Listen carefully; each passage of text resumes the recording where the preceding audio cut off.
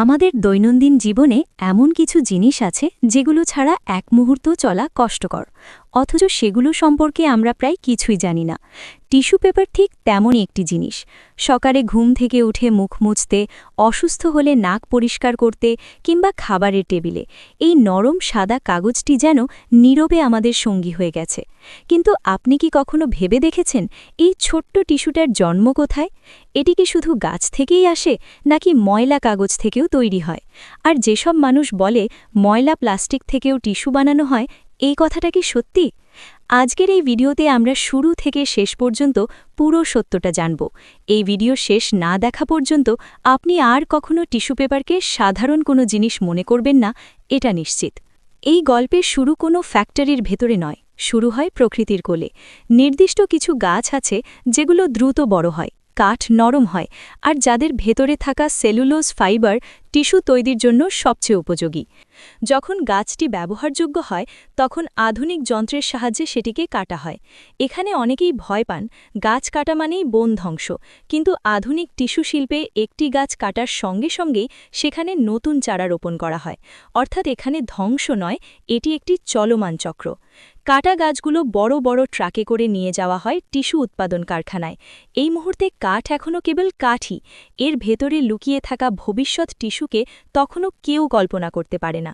কারখানায় পৌঁছানোর পর কাঠের বাইরের শক্ত বাকুল খুলে ফেলা হয়।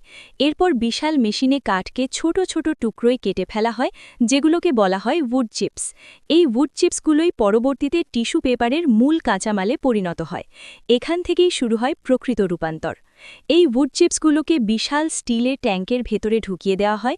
সেখানে উচ্চ তাপমাত্রা, চাপ এবং নির্দিষ্ট রাসায়নিক দ্রবণের মাধ্যমে কাঠের শক্ত কাঠামো ভেঙে ফেলা হয়।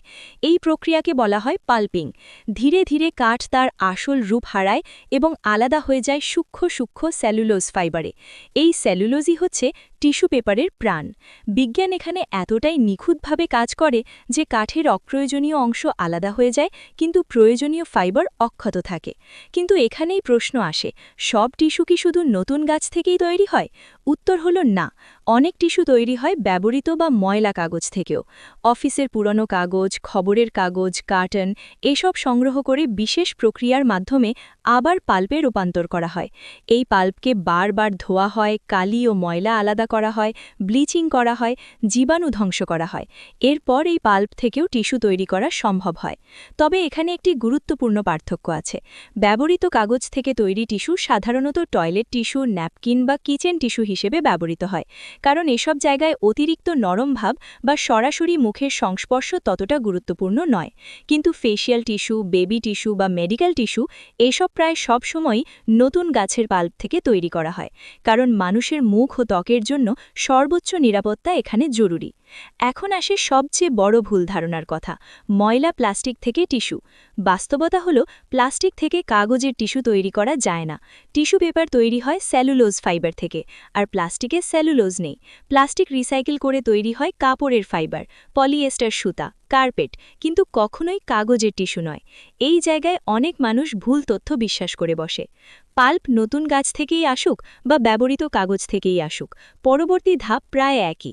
পাল্পকে বারবার পরিষ্কার করা হয়, ব্লিচিং করা হয়, যেন এটি সাদা, গন্ধহীন এবং জীবাণুমুক্ত হয়। আধুনিক কারখানাগুলো এখানে পরিবেশ বান্ধব প্রযুক্তি ব্যবহার করে, যাতে পানি পরিশোধন করে আবার ব্যবহার করা যায় এবং পরিবেশের ক্ষতি না হয়। এই শীট এতটাই হালকা এবং নরম হয় যে সামান্য বাতাসেও নড়ে ওঠে। বিশেষ প্রযুক্তির মাধ্যমে এটিকে আরও আরামদায়ক করা হয়, যেন মানুষের ত্বকে কোনো সমস্যা না হয়। সবশেষে এই বড় টিস্যু শিটগুলো কেটে ছোট রোল বা ভাঁজ করা টিস্যুতে রূপ দেওয়া হয়। সম্পূর্ণ স্বয়ংক্রিয় মেশিনে প্যাকেটজাত করা হয়, যেখানে মানুষের হাতের স্পর্শ প্রায় থাকে না। এরপর এই টিস্যুগুলো ছড়িয়ে পড়ে বাজারে, হাসপাতাল, অফিস আর আপনার ঘরে। এই পুরো যাত্রা আমাদের একটি বিষয় শেখায়। আপনি যে ছোট্ট টিস্যু দিয়ে মুখ মুছছেন, তার পেছনে আছে একটি গাছের জীবন, বিজ্ঞানের শক্তি, মানুষের প্রচেষ্টা এবং প্রকৃতির সাথে ভারসাম্য রক্ষার চেষ্টা। আজ থেকে আপনি যখন টিস্যু কিনবেন, তখন হয়তো প্যাকেটের গায়ে লেখা ভার্জিন পাল্প বা রিসাইকেলড পেপার শব্দগুলোর মানে একটু ভিন্নভাবে বুঝবেন। এই ছিল গাছ, ময়লা কাগজ এবং টিস্যু পেপারের সম্পূর্ণ সত্য গল্প। যদি এই ভিডিও আপনাকে নতুন কিছু ভাবতে বাধ্য করে, তাহলে লাইক দিন, কমেন্ট করুন আর এমন আরও তথ্যভিত্তিক ভিডিও পেতে সাবস্ক্রাইব করতে ভুলবেন না।